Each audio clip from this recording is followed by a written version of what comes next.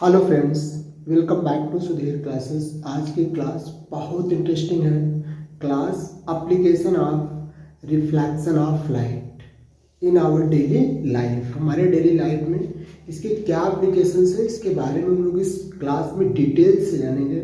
तो गाइज आप लोग इस वीडियो को एंड तक देखिएगा, सारे डाउट्स आपके क्लियर हो जाएंगे। चलिए वीडियो स्टार्ट करते हैं। Let's start. Applications of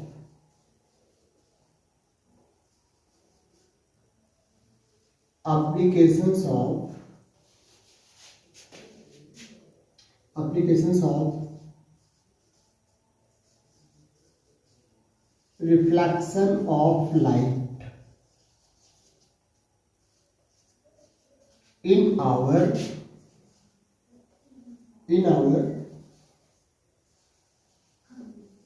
daily life. हमारे डेली लाइफ में इसका क्या यूज है, हमें उसको वन बाय वन डिटेल से जानेंगे। क्लियर?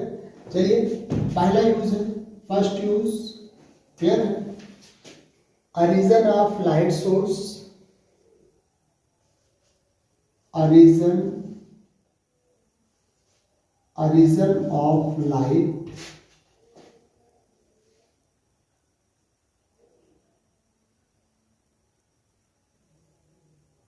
a reason of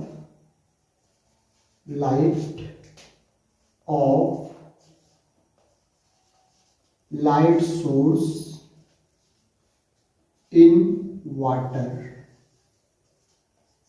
मतलब वाटर में जो लाइट का सोर्स है उसका रीजन कैसा है, उसका एरिया कैसा है। मतलब पानी में प्रकाश के स्रोत का क्षेत्र कैसा है। क्लियर? लेट्स सी, देखते हैं। ये आपका वाटर है, this is your water. Clear? इसमें ऐसे वाटर फिलअप है, ऐसे इस टाइप से। क्लियर? आगे देख लीजिए, यहाँ पे आपका लाइट सोर्स रखा हुआ है। जब आप किसी भी लाइट को इनसाइड वाटर ऐसे ब्लो करोगे तो ये कैसा एरिया बनाएगा, ये कुछ इस टाइप से जाएगा, ऐसे। क्लियर? और इसका जो सरफेस एरिया होगा वो ऐसा होगा। Area on the surface of water become circular. ये टोटल रीजन कोनिकल रीजन होगा। इसका रीजन कैसा होगा? Conical region. इसकी height, suppose that height h, ये यहां से ऐसे आप एक परपेंडिकुलर ड्रॉ कर दो। दिस एंगल भी थीटा से, critical angle. It's angle also भी थीटा से, क्रिटिकल एंगल। ये परपेंडिकुलर है। मैंने कहा था जब भी लाइट ये रेयरर में, इसलिए डेंसिटी रेयरर में गई है तो जितना एरिया ये हो गया, देखो ये दोनों लाइन पैरेलल है, ये और ये देखिए parallel line, transversal line intersect कर रही है। क्लियर? इसके आपके एंगल सेम इतना ये भी होगा, ऐसे बना लीजिए। तो ये भी एंगल आपका थीटा से। क्लियर? दिस एंगल भी आल्सो थीटा से। क्लियर? इसकी रेडियस कितनी होगी? r होगी। ठीक है? Naming a, b, c and d। तो ये पूरा डायग्राम है, इसमें रेडियस वगैरह अच्छे से क्लियर हो गया है। अब हम लोग इसको बात करेंगे कि यहाँ से रेडियस कैसे फाइंड करोगे। जो आपका लाइट सोर्स है, जो रीजन वो कवर कर रहा है, उसके वाटर के सरफेस का रेडियस कैसे फाइंड करोगे वो हम देखेंगे। डिटेल से देखना। इन ट्रायंगल ACB आपको ये फाइंड करना है। ठीक है? ये हाइट आपकी h है, ये आपका r है, ये परपेंडिकुलर है, तो इसकी स्लैंट हाइट कितनी होगी? पहले ACB में पाइथागोरस थ्योरम यूज कर दो। यूजिंग पाइथागोरस थ्योरम 90 के जस्ट सामने AB square equal AC square plus CB square. AC कुछ दिया है, हाँ, h, CB r square. It means AB equal under root h square plus r square. We find AB। Next हमको find करना है radius. मैंने आपको ट्रिग्नोमेट्री क्लास 10th की जब मैं हाइट एंड डिस्टेंस बता रहा था, उसमें एक टॉपिक कॉन्सेप्ट मैंने क्लियर किया था। When we have theta angle, और इसके जस्ट सामने साइड क्या है, परपेंडिकुलर, और थर्ड साइड आपकी हाइट। ये तीन चीजें पता हो तो साइन का फॉर्मूला अप्लाई करेंगे तो आपका ये आ जाएगा। Again in triangle ACB sine theta C equal CB upon AB। Clear? ये CB यहां से फाइंड कर लो, CB equal cross multiply AB sine theta C। AB की वैल्यू R, AB की वैल्यू क्या है R sine theta C, and CB नहीं है, एक मिनट, AB है, CB तो ऑलरेडी R है, एक मिनट CB R, AB की वैल्यू आपकी under root H square plus R square. Assume कर लो equation number first. Clear? But लेकिन मुझको पता है साइन थीटा से, साइन सी क्या होता है बताइए? साइन सी मतलब sine C critical angle, critical angle means 1/n। अब इसके प्लेस पे वैल्यू पुट अप करना पड़ेगा साइन सी की, कितनी? R equal under root H square plus R square, यहां पर 1/n। देखो आपको वैल्यू R फाइंड करनी है। अब R इधर भी है, R इधर भी, इन दोनों को पहले एक साइड ट्रांसफर करो। ये आपका इधर इंटू में है, राइट साइड में कर ट्रांसफर होगा, इट बिकम्स, मतलब इट गोज इनटू डिवाइड, ये डिवाइड हो जाता है। तो चलो देखते हैं, यहाँ पर इसको राइट में ट्रांसपोर्ट करोगे, जिससे इसको इधर से ट्रांसपोर्ट कर दीजिए, under root H square plus R square equal 1/n, squaring both side, दोनों साइड का स्क्वायर कर दो तो इधर आ जाएगा R square upon H square plus R square equal 1/, cross multiply कर दो, n square R square equal H square plus R square. R को इधर ले आओ, R स्क्वायर कॉमन ले लो। Clear? L R square equal इधर ले डिवाइड में, n स्क्वायर R मीन्स ये स्क्वायर इधर रूट में, H square upon n square minus 1, H square means ये H होगा, under root n square minus 1। तो ये R की वैल्यू आ गई आपकी। मीन्स इस फार्मूले से हम इस रीजन की रेडियस फाइंड कर सकते हैं। क्लियर? ये फार्मूला अप्लाई करके इस रीजन की रेडियस हम फाइंड कर सकते हैं। क्लियर है ना? बहुत इंपॉर्टेंट फार्मूला है, इसको जल्दी से नोट डाउन आप गैस कीजिए। ठीक है? H upon under root n square minus 1। ठीक है? तो इस प्रकार जो कोई फिश होती है, जो fish inside the water, water के अंदर जो फिश होती है, उसकी जो देखती है वो, उसका जो मतलब फोकस होता है, उसकी रेडियस हम ऐसे फाइंड कर सकते हैं। उसका जो सरफेस पे आकर जो वाटर के सरफेस पे जो एरिया, मतलब जो एरिया कवर होती है, एरिया बनती है, दैट्स रेडियस भी R, वो R इसी से फाइंड होगा। क्लियर? तो R equal H upon under root n square minus 1। Very simple formula, जल्दी से नोट करिए। क्लियर? इसका area surface of water, area of surface of water, area of light surface, light surface of water, water का जो light surface है उसका area क्या होगा? पाई R स्क्वायर होगा। राइट? अब R की वैल्यू यहाँ फाइंड कर दीजिए तो उसका एरिया आ जाएगा। इससे रिलेटेड एक एग्जांपल है, उसको चेक कर लेते हैं हम। एग्जांपल बहुत इजी है, एग्जांपल दिया हुआ है। Clear? We have a water, मतलब we have a source of water and its depth, इसकी जो डेप्थ है वो है 7√3। Clear? And refractive index n की वैल्यू n इक्वल 4/3 गिवन है। Find the radius of surface, find the radius of surface की radius बताना है which covered by source of water, which covered by source of light, जो light का source है उसके द्वारा जो एरिया इसके सरफेस पे बनेगा उसका रेडियस फाइंड करना है। चलो देख लेते हैं। Using this formula R equal H, H means 7√3 upon under root 4/3 whole square minus 1, under root 7√3, ये 4 जा 16 अपॉन 9 माइनस 1। जल्दी से बताइए क्या होगा। ये गाइस क्रॉस मल्टीप्लाई करोगे 16 माइनस 9 मीन्स 7, √7 और डाउन में 3, राइट। अब ये 3 सबसे टॉप पे जाएगा, इससे ये रूट वाला कट जाएगा तो कितना मिलेगा, 3 टॉप पे ले जाओ तो 7 3 जा 21 √3 अपॉन √7। आप इस √7 से अप डाउन में इनटू कर दो, रेशनलाइज कर दीजिए, ठीक।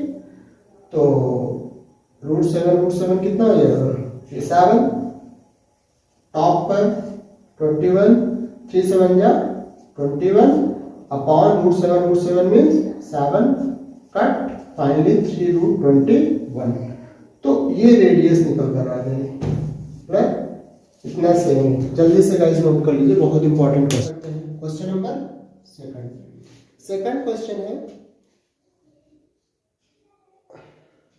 देखिए वी हैव अ कंटेनर, हमारे पास एक कंटेनर है। क्वेश्चन सुनिएगा ध्यान से। इस कंटेनर की जो रेडियस है वो है 0.52 मीटर, इसकी हाइट गिवन है 0.1 मीटर, क्लियर। इसकी ये रेडियस है, ये हाइट है, इसका n भी गिवन है, n इक्वल 1.4 रिफ्रैक्टिव इंडेक्स। चलिए इतना 3 चीजें क्लियर हो गई। नेक्स्ट कह रहा है ये क्वेश्चंस कि इसके यहाँ पर कोई लाइट सोर्स है, इस पे वाटर फिलअप हुआ है, ये कंटेनर में क्या फिलअप है, वाटर, ठीक है।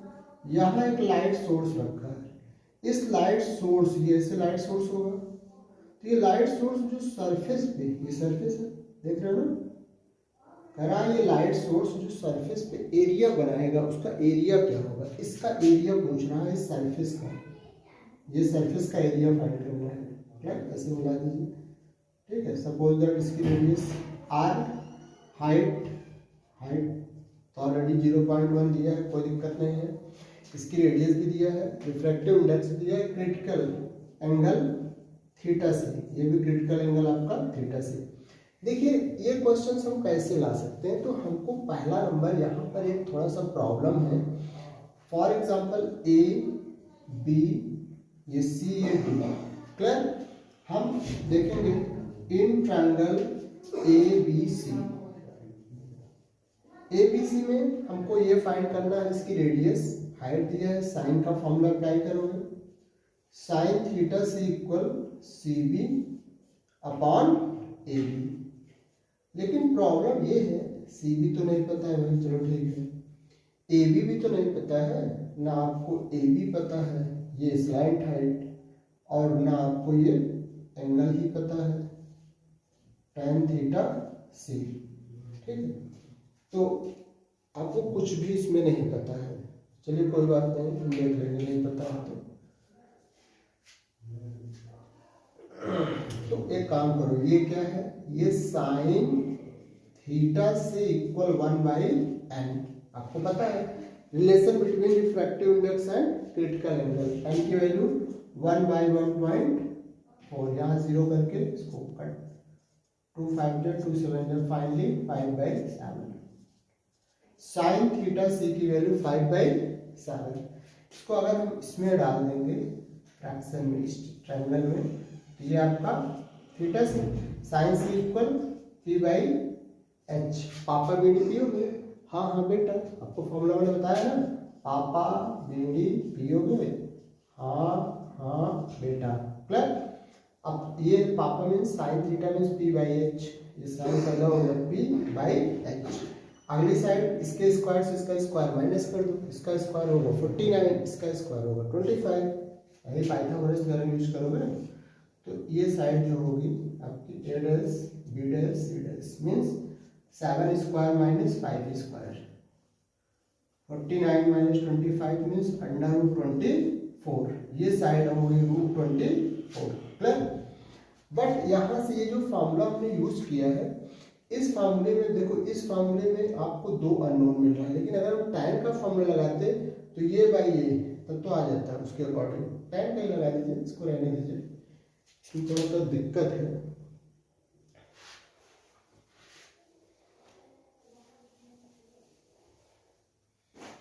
ये tan थीटा से equal CB upon CA. CB unknown है, CA की वैल्यू कितनी है 0.1. tan थीटा से यहाँ से होगा 5 by under root 24. Cross multiply कर दीजिए इसको, तो CB की वैल्यू इसका मल्टीप्लाई 0.5 अपॉन 24. क्लियर. अब इसकी एरिया पूछ रहा है. Area equal pi R square. Pi की वैल्यू 22/7, ये आर है, इसी का square 0.5 by under root 24 square. Clear. अब 0.25 इसका भी 0.25, इसका स्क्वायर होगा 24. इंटू कर दीजिए. फाइनली 25 टू जा 50, कैरी 5, 25 टू जा 50, ये 55. ये 2 डिजिट के बाद पॉइंट, और यहाँ पर 7 4 जा 28, 7 टू जा 14, 14 टू 16. क्लियर. तो ये आपका आंसर आ गया. एरिया निकल इतना सेम ही है, तो मीटर है मीटर, इसका लिख दो, कोई प्रॉब्लम नहीं. तो ये आपका वो है shining of cracks in glass. Second, वो तो फर्स्ट एप्लीकेशन था, सेकंड है shining of cracks in glass. Glass में जो क्रैक्स हो जाते हैं वो चमकता क्यों है, उसकी शाइनिंग क्यों होती है? उसका मेन रीजन है, उसका मेन रीजन क्या है? Refraction of light. देखिए, जब आपके ग्लास में क्रैक्स हो जाता है तो उसमें 2 सरफेस हो जाते हैं. एक सरफेस आपका एयर फिलअप हो जाता है, उसके बीच में एयर फिलअप हो जाता है. क्लियर. क्रैक्स के बीच में, तो जब सनलाइट उस पर गिरती है तो कंप्लीटली क्या रिफ्लेक्ट हो जाती है, वापस लौट जाती है, और आपको मतलब उसमें टोटल इंटरनल रिफ्लेक्शन होता है. और due to total internal reflection, ये इसका जो सरफेस होता है वो आपको शाइनी लगता है, बहुत चमकीला दिखाई देता है. तो इसका रीजन क्या है? Due to total internal reflection of light. तो ये हो गया क्लियर. नेक्स्ट है, ये तो सेकंड यूज हो गया. थर्ड यूज क्या है? थर्ड यूज क्या है वो भी देख लेते हैं. डायमंड जो चमकता है, जो डायमंड है देखिए बहुत बढ़िया चमकता है. उस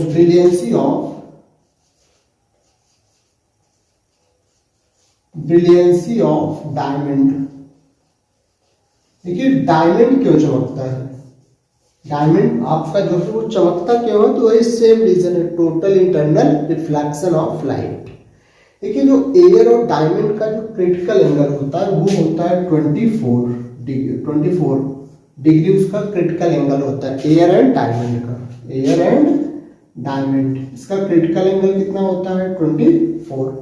देखिए, जब लाइट एयर से डायमंड पर आती है तो वो कई लेयर में रिफ्लेक्ट होती है, रिफ्लेक्ट होती जाती है. ठीक है ना. तो ये आपका जो इसका जो एंगल है, जो इंसिडेंस एंगल है, वो क्या होता है? इससे आपका कम हो जाता है. जब इससे कम हो जाएगा तो उसका रिफ्लेक्शन क्या होगा? अपने ही जब कम होगा तो उसी में वो वापस लौट जाएगी, और जिससे आपकी जो डायमंड है बहुत ज़्यादा ग्लो, चमकीला दिखाई देता है. ठीक है ना. बहुत सिंपल है. नेक्स्ट है थर्ड यूज क्या है? Fourth, the test tube dipped. The test tube dipped obliquely in water appears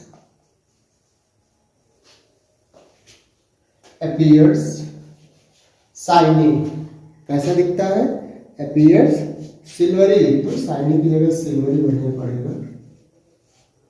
मतलब कोई कांच का मतलब कोई रॉड है, किसकी रॉड है? कोई टेस्ट ट्यूब है ग्लास की, उसको वाटर में डाल दो, तो वाटर में डालने पर वो सिल्वरी मतलब चमकीली क्यों दिखाई देती है? उसका रीजन क्या है वो हम लोग डिटेल से देखेंगे। ये है आपका, ये क्या है? ये है आपका ये कंटेनर, राइट? इसमें पानी भरा हुआ है, इसमें वाटर है, इट कंटेन्स वाटर, राइट? ये वाटर है आपका, देख रहे हो? हम लोगों ने इसमें क्या किया, एक वो लिया है, ये आपका ग्लास रॉड है, देख रहे हो? ये ग्लास रॉड है, क्लियर? आप करो कि जब इस पर इंसिडेंट लाइट, ये देखो लाइट आई, ये यहां देख रहे हो, ये मीन्स ये जो ध्यान से देखना, जो ग्लास है और एयर है, यहाँ पर तीन चीजें हैं, एयर, वाटर, ग्लास, क्लियर? तो जो ग्लास और एयर है, देखो तीन चीजें, एयर, वाटर और ग्लास, ठीक है? यहाँ पर आपको एक बहुत इंपॉर्टेंट चीजें देखनी है। वो इंपॉर्टेंट चीज ये है कि जो ग्लास और एयर है उसका क्रिटिकल एंगल कितना होता है। ग्लास एंड एयर, इसका जो क्रिटिकल एंगल है वो 41 डिग्री सेल्सियस होता है। ग्लास और एयर का critical angle 41 degree Celsius, clear? ध्यान समझना, जैसे हम इस रॉड को फ्लक्चुएट करेंगे, अपनी जगह से अप डाउन करेंगे, तो इसका इंसिडेंट एंगल चेंज होता रहता है, और एक ऐसी पोजीशन पे उसको ज़्यादा फ्लक्चुएट कर दोगे तो इंसिडेंट एंगल इतना ज़्यादा हो जाएगा, इतना ज़्यादा ग्रेटर हो जाएगा, उसकी जो ये क्रिटिकल एंगल है इससे ज़्यादा हो जाएगा।